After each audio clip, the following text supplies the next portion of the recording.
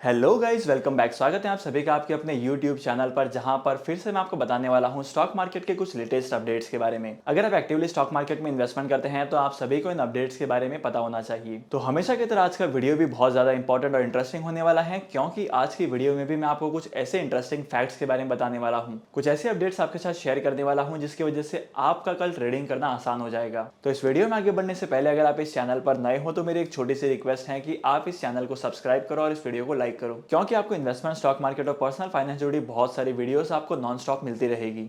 तो चैनल को सब्सक्राइब कर लेना। इंडियन मार्केट में बहुत सारे एनालिस्ट पहले कहते थे कि इंडियन स्टॉक मार्केट पर ग्लोबल रिसेशन का इतना इंपैक्ट नहीं पड़ेगा, ब्ला ब्ला ब्ला रीजन देते थे कि इंडिया की इकोनॉमी बहुत अच्छा परफॉर्म कर रही है, जीडीपी की ग्रोथ भी अच्छी प्रेडिक्ट की गई है। लेकिन जैसे ग्लोबल मार्केट की कंडीशन खराब होते जा रही है, वैसे वैसे हमारे यहाँ कर एक्सपर्ट को भी लग रहा है कि कुछ ना कुछ हद तक इंडिया के कैपिटल मार्केट पर भी ग्लोबल रिसेशन का इंपैक्ट पड़ेगा और बहुत खतरनाक पड़ेगा। और इन सारे एक्सपर्ट्स का मानना यह है कि आने वाले टाइम पीरियड में इंडिया का स्टॉक मार्केट फिर से क्रैश करेगा और 2020 के जितना क्रैश कर सकता है। अगर आप स्टॉक मार्केट में इन्वेस्टमेंट करना ही चाहते हैं तो मैं आपको पर्सनली एडवाइस करूंगा कि आपको अभी स्टॉक मार्केट में इन्वेस्टमेंट नहीं करना है, क्योंकि हो सकता है कि आपने जिन कंपनीज के शेयर्स में इन्वेस्टमेंट किया है उन कंपनीज के शेयर्स की वैल्यूज या शेयर के प्राइस गिर सके। इसके बाद अगली अपडेट निकल कर आ रही है रिलायंस इंडस्ट्रीज लिमिटेड की। रिलायंस इंडस्ट्रीज लिमिटेड इन्वेस्टमेंट करने वाला है $25 मिलियन का और 23.3% स्टेक एक्वायर करने वाला है एक्जिन टेक में, क्योंकि आने वाले टाइम पीरियड में रिलायंस इंडस्ट्रीज लिमिटेड अपने जियो टेलीकॉम की सर्विसेज को प्रोवाइड करेंगे और जियो टेलीकॉम की सर्विसेज को प्रोवाइड करने के लिए यहाँ पर टेक का सपोर्ट बहुत ज्यादा रिक्वायर्ड रहेगा, क्योंकि हम लोगों ने हाल ही में देखा है कि एयरटेल और टेलीकॉम सेक्टर की बाकी जो भी कंपनीज हैं वो इन सारी टेक कंपनीज के साथ पार्टनरशिप कर रही हैं। तो अगर आप लोगों ने रिलायंस के शेयर्स में इन्वेस्टमेंट किया है तो आपको काफी अच्छे रिटर्न कमाने को मिले होंगे और डेफिनेटली आपको फ्यूचर में भी अच्छे रिटर्न कमाने को ही मिलेंगे। और अगर आप स्टॉक मार्केट में इन्वेस्टमेंट करना चाहते हैं तो मैंने टॉप 3 ब्रोकर्स का लिंक डिस्क्रिप्शन में दे दिया है, वहां पर जाकर आप डिमैट अकाउंट ओपन कर सकते हैं और स्टॉक मार्केट में इन्वेस्टमेंट करना स्टार्ट कर सकते हैं। जैसे गवर्नमेंट ऑफ इंडिया ने मास्क को हटा दिया था, वैसे ही हम लोगों को लगा था कि कोरोना वायरस के केसेस अब नहीं बढ़ेंगे, यहाँ पर ये सिलसिला खत्म हो गया है। लेकिन हाल ही में खबर आई है कि कोरोना वायरस के केसेस अराउंड द ग्लोब काफी ज्यादा बढ़ते जा रहे हैं। सबसे पहले कोरोना के नए वेरिएंट के केसेस देखने को मिले हैं चाइना में, उसके बाद यूक्रेन में, रशिया में और इसी के साथ साथ यूनाइटेड स्टेट ऑफ अमेरिका और यूनाइटेड नेशंस में भी देखने मिले हैं। तो इसी के चलते इंडिया के प्राइम मिनिस्टर नरेंद्र मोदी जी ने एडवाइस किया है कि कोविड के प्रोटोकॉल्स को फॉलो किया जाए और यहाँ पर अगर आप कोविड के प्रोटोकॉल्स को फॉलो नहीं करते हैं तो आगे आने वाले टाइम पीरियड में आपको इस चीज का खामियाजा भुगतना पड़ेगा, क्योंकि हो सकता है कि आने वाले टाइम पीरियड में केसेस बढ़ जाए और पहले की जैसी सिचुएशन क्रिएट हो जाए। और कहते हैं ना कि सावधानी रखना हमेशा ही बेटर होता है, तो ऐसी सिचुएशन आने से पहले ही हमें प्रिकॉशियस होना है। आपका ओपिनियन क्या कहता है मेरे साथ जरूर शेयर करना कमेंट सेक्शन में। Government of India defence sector में आज तक का सबसे बड़ा इन्वेस्टमेंट करने वाली है, वो भी 84,382 करोड़ के आसपास का। देखो, अगर किसी भी कंट्री को आगे बढ़ना है तो उस कंट्री का डिफेंस सेक्टर सबसे ज्यादा स्ट्रांग होना चाहिए। और अगर मैं इंडिया के डिफेंस सेक्टर की बात करूं तो इंडिया के डिफेंस सेक्टर के जो प्रोडक्शन के प्रोडक्ट हैं वो अराउंड द ग्लोब बहुत सारी कंट्रीज में बेचे जाते हैं, जिसकी वजह से गवर्नमेंट ऑफ इंडिया को काफी ज्यादा रेवेन्यू कमाने को मिलता है। इसीलिए गवर्नमेंट ऑफ इंडिया भी डिफेंस सेक्टर में इतना बड़ा इन्वेस्टमेंट करने जा रही है। अगर आपको छोटी सी वीडियो पसंद आई है तो इस वीडियो को लाइक करना और ऐसे ही इन्फॉर्मेशनल कंटेंट के लिए मेरे यूट्यूब और इंस्टाग्राम के चैनल को फॉलो करना मत भूलना। अराउंड द ग्लोब बहुत सारी कंट्रीज में कोरोना वायरस के केसेस बढ़ते जा रहे हैं, तो हाल ही में गवर्नमेंट ऑफ इंडिया ने एयरलाइंस इंडस्ट्रीज के रूल्स एंड रेगुलेशंस को चेंज किया है और यहाँ पर कुछ नए प्रोटोकॉल्स लाए हैं जहाँ पर पैसेंजर्स की चेकिंग होती है और अगर रिजल्ट नेगेटिव आता है तो ही ट्रैवल की परमिशन दी जाती है। तो आने वाले 2 से 3 महीनों में तो मुझे ऐसा लग रहा है कि एयरलाइंस इंडस्ट्रीज को बहुत ही ज्यादा नुकसान होने वाला है। तो अगर आप लोगों ने एयरलाइंस की इंडस्ट्री में इन्वेस्टमेंट किया है तो मैंने आपको पहले भी बताया था कि यहाँ पर इन्वेस्टमेंट करना काफी ज्यादा रिस्की है, क्योंकि हाल ही में हम लोगों ने देखा है कि क्रूड ऑयल की प्राइसेस काफी तेजी से बढ़ते जा रही थी और इन क्रूड ऑयल की प्राइस के बढ़ने की वजह से ही जेट एयर फ्यूल्स के कॉस्ट भी बढ़ते जा रहे थे।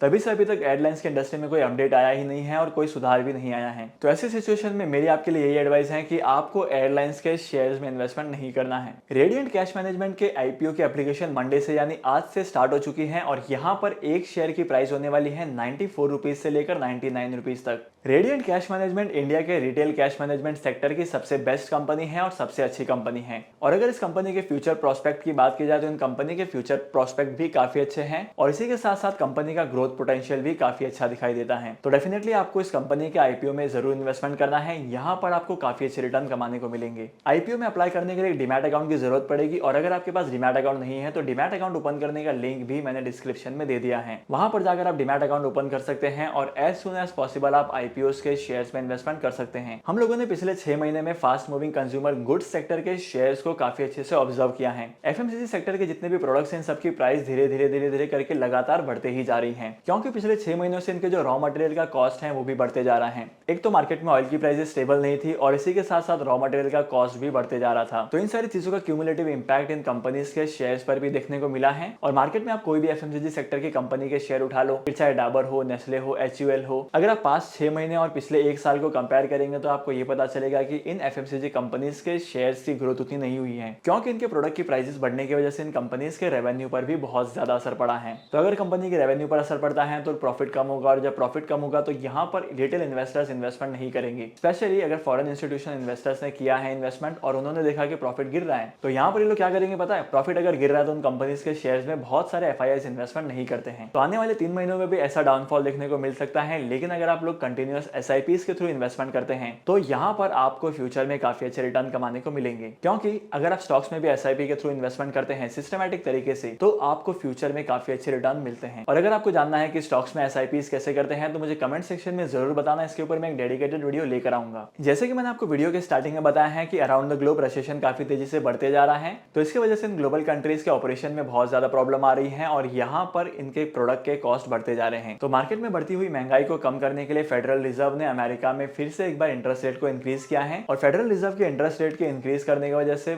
इस चीज का इंपैक्ट वॉल स्ट्रीट पर भी पड़ा है और बहुत सारी रेपुटेड कंपनीज के शेयर्स की वैल्यू भी लगातार गिरने लगी है, क्योंकि मार्केट में जब लिक्विडिटी कम होती है तो स्टॉक मार्केट में क्रैश तो आता ही है। ऐसे टाइम में आप लोगों को गोल्ड में इन्वेस्टमेंट करना चाहिए, क्योंकि जब स्टॉक मार्केट नेगेटिव परफॉर्म करता है तब गोल्ड का ही एक ऐसा ऑप्शन होता है जहां पर आपको अच्छे रिटर्न देखने को मिलते हैं।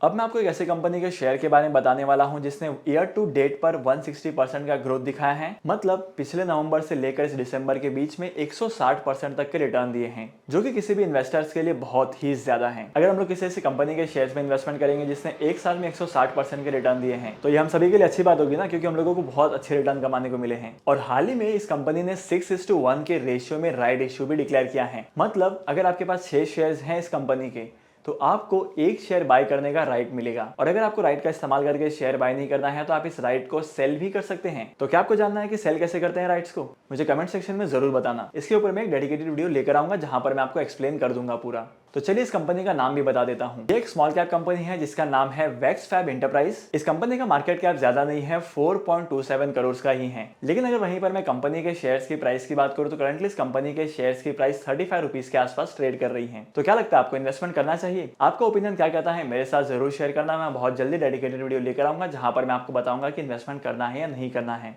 तो चलिए आज की इस वीडियो को यहीं पर खत्म करते हैं। होप करता हूं कि आज की वीडियो का कंटेंट भी आपको वैल्यूएबल लगा होगा। अगर आपने आज की वीडियो से कुछ नया सीखा है तो इस वीडियो को लाइक करना, शेयर करना। इसी के साथ साथ अगर आप इस चैनल पर नए हो तो सबसे पहले इस वीडियो को लाइक करो, और अगर अभी तक आप लोगों ने इस चैनल को सब्सक्राइब नहीं किया है तो इस चैनल को सब्सक्राइब करो यार, क्योंकि इन्वेस्टमेंट, स्टॉक मार्केट और पर्सनल फाइनेंस से जुड़ी बहुत सारी चीजें मैं आपके साथ शेयर करता हूं। तो डेफिनेटली इस चैनल को सब्सक्राइब कर लो, फ्री ऑफ कॉस्ट यार, सब्सक्राइब कर लो।